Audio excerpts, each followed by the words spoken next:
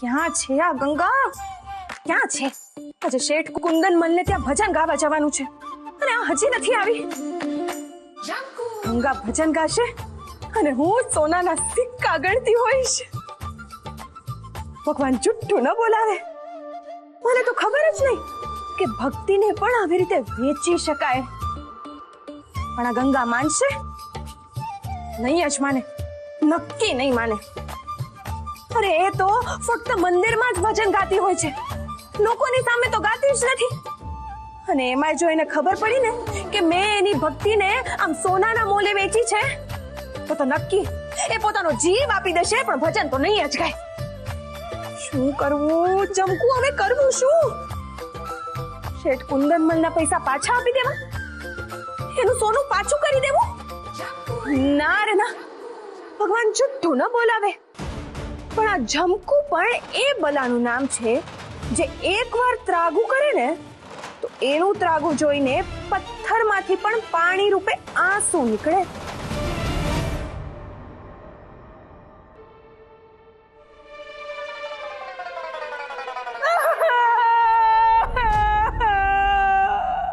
મામી, મામી, મામી, મામી, શું થયું છે? શું થયું? મરી ગઈ તારી મામી. કોને પડી છે મારી? મામી આવું કેમ બોલો છો? શું થયું મને તો કહો. શું થયું? તારા મામાને મેં કહ્યું કે મારે આ રામ સાગર વગાડતા શીખવું છે, તો મને શું કે ખબર છે? મને કે તારા હાથ તો છે ને ચાણા કાપવા જ બન્યા છે. પણ તમને રામ સાગર વગાડતા કેમ શીખવું છે?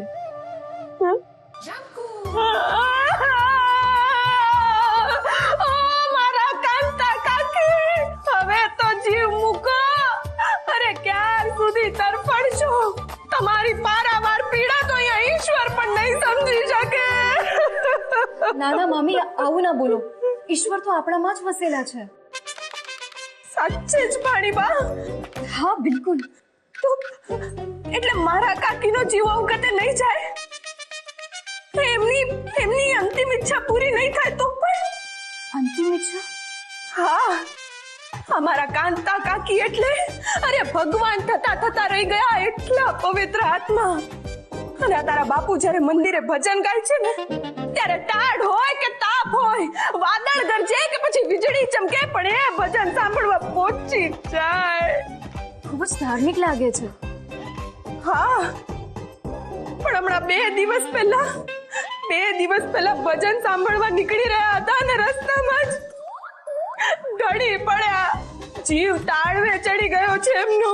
કાકાએ સોનું દાન કર્યું, ગાયોનું દાન કર્યું, પણ કઈ જ નહીં. કાકીનો જીવ તો ભજનમાં જ અટકેલો છે. અને બોલ્યા કરે છે કે હું ભાઈજી ભગતના ભજન નહીં સાંભળું ને ત્યાં સુધી હું જીવ નહીં મૂકું. બાપુ તો ગાઈ શકે એમ છે જ નહીં. એમના ગળામાંથી લોહી નીકળે છે ને વૈદ્યજી તો ચોખ્ખી ના પાડી છે. હું જાણું છું ભાણીબા, અને એટલે જ તમે તારા મામાને કહ્યું કે મારે આ રામ સાગર વગાડતા શીખવો છે. પણ તારા મામા શું બોલ્યા ખબર છે તને? એમ કે તું ગાશે ને તો તારી કાકીનું તો ખબર નથી, પણ ત્યાં જે 10-12 જણા હશે ને એ તારા રાગડા સાંભળીને ગુજરી જશે. અરે મામાએ તો બહુ ખરાબ કહ્યું તમને. મારા કાંતા કાકી, તમે જાઓ, તમે અવગતે જાઓ અને પછી પ્રેત બનીને ભટકજો અહીંયા, કારણ કે અહીંયા તમને મુક્તિ અપાવી શકે એવું કોઈ જ નથી. અને તમે જશો ને એ પછી હું પણ મારો જીવ આપી દઈશ, મારું માથું પટકી. મામી શાંત થઈ જવા, રડો નહીં. કોક રસ્તો જરૂરથી નીકળી આવશે. હા, એટલે તારા બાપુ ગાશે? ના, હું ગાઈશ.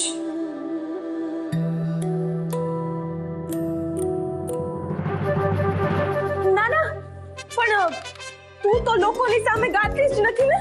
અને મારાથી મારી ભાણીબાને કેમ કહેવાય કે મારી કાકીના જીવને મુક્તિ અપાવે? જીવન આપવું અને લેવું એ તો ઉપરવાળાના હાથમાં છે, પણ કોઈ મરતા માણસને ભક્તિ કરાવીને એનું મૃત્યુ સુધારવું એ તો ખૂબ સારું કામ છે. હા, તો ચાલો તૈયાર થઈ જાઓ, આપણે શેઠ કુંદન મલને ત્યાં જવાનું છે. ત્યાં કેમ? એ ત્યાં જ તો રહે છે. ઓ મારા કાંતા કાકી, હું આવું છું. મારી ભાણી ગંગાને લઈને હું આવું છું. હા, ઓ કાંતા કાકી. હે ગંગાના પ્રભુ, તમે જ કહેજો કેવું લાગ્યું મારું ત્રાગું. ભગવાન જુઠ્ઠું ન બોલાવે, પણ આ ગંગાને શીશામાં ઉતારવી એ આ ઝમકુ સિવાય બીજું કોઈ ન કરી શકે.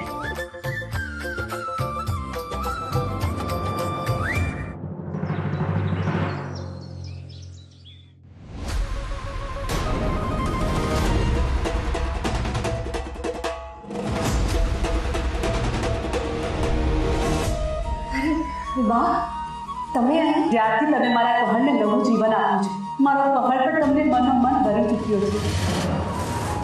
મેં તો તમને અમારા ઘરના બહુ માની લીધા છે. આ તમારું જ છે ગંગા બહુ.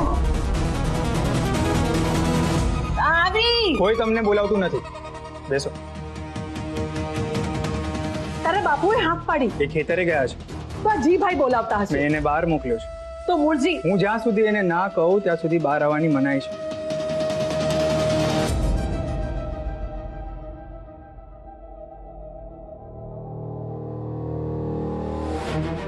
તમે તમારી માને આંખ દેખાડો છો કુંવર? ના માં, હું આવું વિચારી પણ ના શકું. પણ મને સતત ગંગાની આંખો દેખાય છે, જે મને ધિક્કારની નજરે જોઈ રહી છે. તે જુએ જ ને. આ શુક્રનો થાળ તમે ઘરે લઈને આવ્યા, શું વીતી હશે બિચારી છોકરી પર?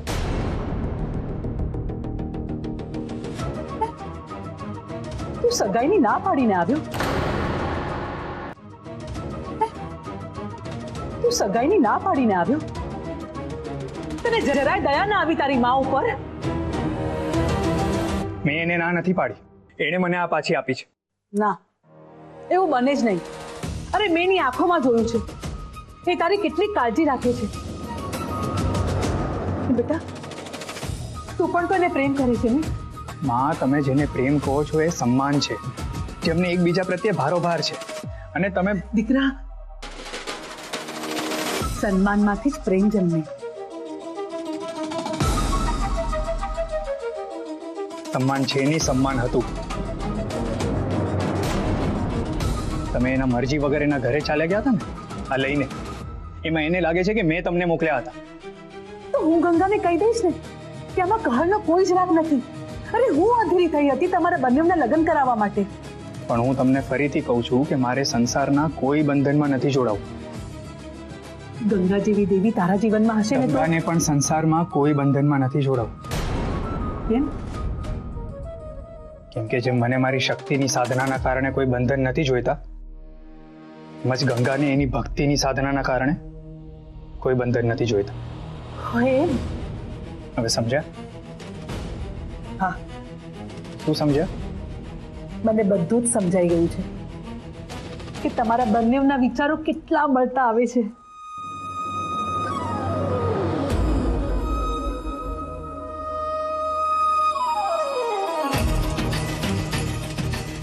આ બેવ જણને સંસાર તરફ નિરાશા છે. મને એ જાણીને તો મારી આશા વધી ગઈ છે.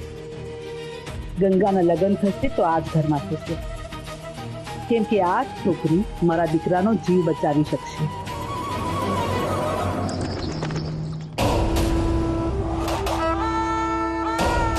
આવો પ્રતાપસિંહ, આવો.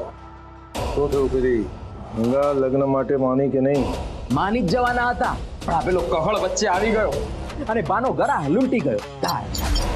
એ હરિયા, મારો ગ્રાહ લૂંટી જવું એટલે સિંહના મોઢામાંથી શિકાર લઈ જવું. નહીતર એ કહળ સંઘનું શું ગજું કે મારો ગ્રાહ લૂંટી જાય? આખા જગતનો ગ્રાહ લૂંટી લીધો છે ને. બસ બસ બસ, કોણે શું લૂંટ્યું એ મારે નથી જાણવું. મને ઈ કહો કે પેલી ગંગાને ક્યારે તાબે કરશો તમે? બાકી પેલો ભક્ત તમારો નાશ કરવા માટે તૈયાર જ બેઠો છે. એ પછી આ માયાવી પણ તમારી રક્ષા નહીં કરી શકશે, એ યાદ રાખજો. પણ માયાવી, ગંગાને હીરા, ચાંદી, સોના, મોતી એની કોઈ માયા જ નથી. એને કાબુમાં કેવી રીતે કરવી? હું માયાવી છું, પણ સ્ત્રી એક એવી માયા છે જે હજી સુધી કોઈ જાણી શક્યું નથી. હું માયા રચી શકું છું, પણ ગંગાને કેવી રીતે કાબુમાં કરવી એ તમારે જ શોધવું પડશે. કણ કણમાં કદી, કણ કણમાં કદી. નાના મોટી મોટી વાત કરું. બોલ. માન્યું કે ગંગાબાને સોના ચાંદીની કોઈ માયા નથી, પણ શું? તું વાછરડું જોઈતું હોય તો ગાયને નિરણ નાખવું પડે ધાર કાઢી. આમાં ગાય ને નિરણ ને આ બધું ક્યાંથી આવ્યું? હું સમજાવું. આ ગંગાબાના છે ને એક મામી છે, જમકુ મામી. એટલે જો આ ગંગાબાને કાબુમાં કરવા હોય ને તો જમકુ મામીને કાબુમાં કરવા પડે. તું ઓળખે છે ને? બહુ સારી રીતે. એટલી લાલચું છે ને કે એને હોનું આપો ને તો એના ઘરવાળાને વેચી મારે. અને આ તો પરાણે આવેલી ભાણી છે. આપણે જમકુ મામીને નિરણ નાખીએ. વાહ હરિયા વાહ. અબ ઘડી મને જમકુના ઘરે લઈ જા. વેરી ઝેરી અને લાલચુ જેના માથામાં હોય આખું જગત તેના ધાર કાઢીને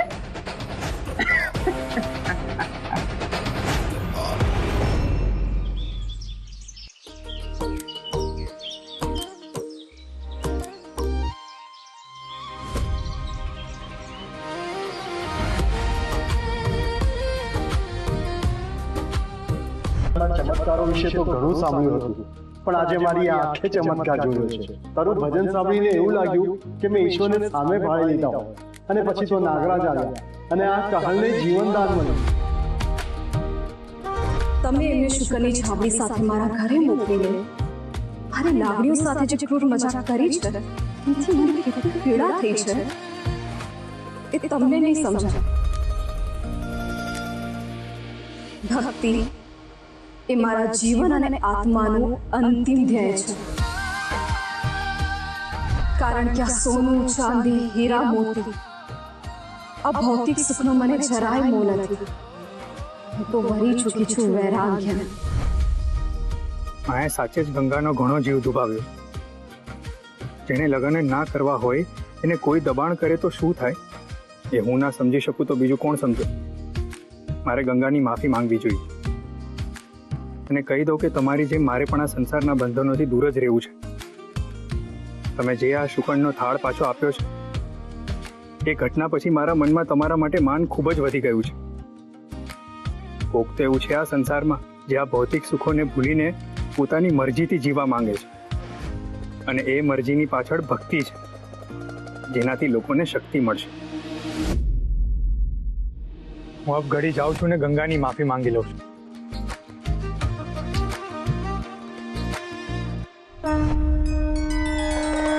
તમે સાચું કહ્યું હતું દેવ. મને લાગ્યું હતું કે કહળ સંગ ક્રોધ કરશે અને ગંગા પર વરસી પડશે, પણ આ તો ક્ષમા માંગવા જઈ રહ્યો છે. અને ગંગાએ શુકરની વસ્તુઓ પાછી આપી તો અપમાનિત થવાની જગ્યા પર એ કહે છે કે એના મનમાં ગંગા માટે માન વધી ગયું. તમે ધારો એવું જ થાય અને સમયના વહેણને સરળતાથી સમજી શકાય. આ સૃષ્ટિ એટલી સરળ નથી થતી. હા, એ તો હું સમજી ગઈ છું દેવ કે લાગણીઓના ઘોડાપુર ત્યારે જ આવે જ્યારે પદ પદ પર સંકટ આવે.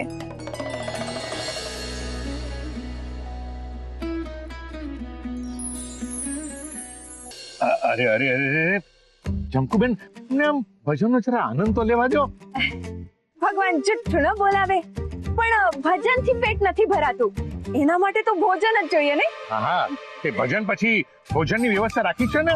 ઓ શેઠ, હું કઈ ભાઈજી ભાઈ થોડી છું કે ભોજનના બદલે ભજન કરું. આ જમકુનું પેટ તો સોનાના સિક્કાથી જ ભરાય છે. અને ભગવાન જુઠ્ઠું ન બોલાવે, પણ આમાં ખાલી મારો ભાગ નથી. આ મારી ભાણી જે પોતાનું ગળું ઘસી રહી છે એ પણ. હા, તે આપીશ ને, મેં ક્યાં ના પાડી છે?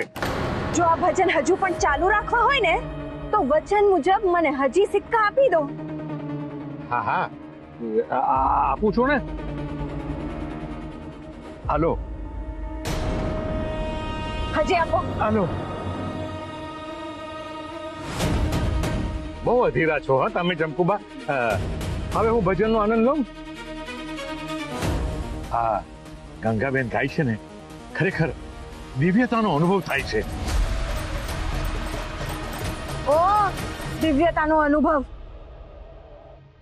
મારે છે ને તમને હજી એક અગત્યની વાત કહેવાની છે. સાંભળો. મેં છે ને ગંગાને એમ કહ્યું છે કે મારા કાંતા કાકી છે ને એમનો જીવ બ્રહ્માંડે ચડી ગયો છે અને એમને સ્વર્ગ મળે ને એના માટે આ ભજન રાખ્યું છે. ઓહો જમકુબેન તમે આ શું વાત કરો છો? મારી કાંતા તો ત્યાં ગંગાબેનના ભજન સાંભળી રહી છે. એને આ વાતની ખબર પડશે ને તો મને તો મારી નાખશે. અરે પણ શું કરું, આ ગંગા ભજન ગાવા માટે તૈયાર જ નહોતી થઈ રહી. અને હા, આ પૈસા વાળી વાત પણ કોઈને ખબર ન પડવી જોઈએ. હે તો એના બદલામાં સિક્કા પાછા આપી દો. કાંતા કાકીને કહી દઉં કે આ ભજન મફતમાં રાખ્યું છે એમ કહીને તમે આટલા બધા સિક્કા આપ્યા છે. ના ના ના બાપા ક્ષમા કરો. આ સ્ત્રી હટને પૂરી કરવામાં આ પુરુષોનો મરદ થતો હોય છે હંમેશા. હવે ભજન સાંભળવા જાઓ. પણ કાંતા કાકીને સ્વર્ગ મળે એ જ ભાવના સાથે સાંભળજો. હા.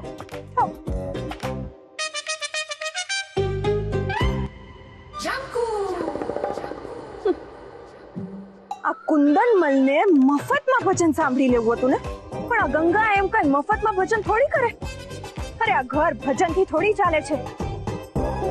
પણ ભગવાન જુઠ્ઠું ન બોલાવે. જો ગામના દરેક શેઠિયાના ઘરે આ ગંગાના ભજનનું આયોજન થઈ જાય ને તો આ જમકુનું ઘર સોનાથી ભરાઈ જાય. વાહ ભાણી બા વાહ.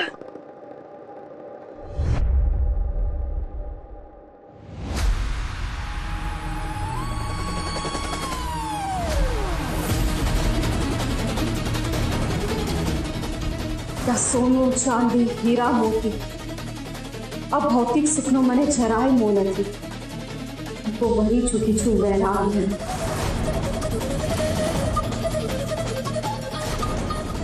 આ બધું શું ચાલી રહ્યું છે? ગંગા તો કહી રહ્યા હતા કે સોનું ચાંદી હીરા મોતી જેવા ભૌતિક સુખોનો મને જરા પણ મોહ નથી, અને અહીં સોનાના સિક્કાના બદલામાં ભજન ગાઈ રહ્યા છે. તો પેલો બધો શું દેખાડો હતો કે ભગવાન અને મારી વચ્ચે કોઈ આવે તો મને ગમતું નથી? હું પણ ખોટી અપરાધની ભાવનાથી પીડાતો હતો કે મેં ગંગાની લાગણી દુભાવી. હકીકત તો એ છે કે ભક્તિની આડમાં અહીં વેપાર જ ચાલી રહ્યો છે.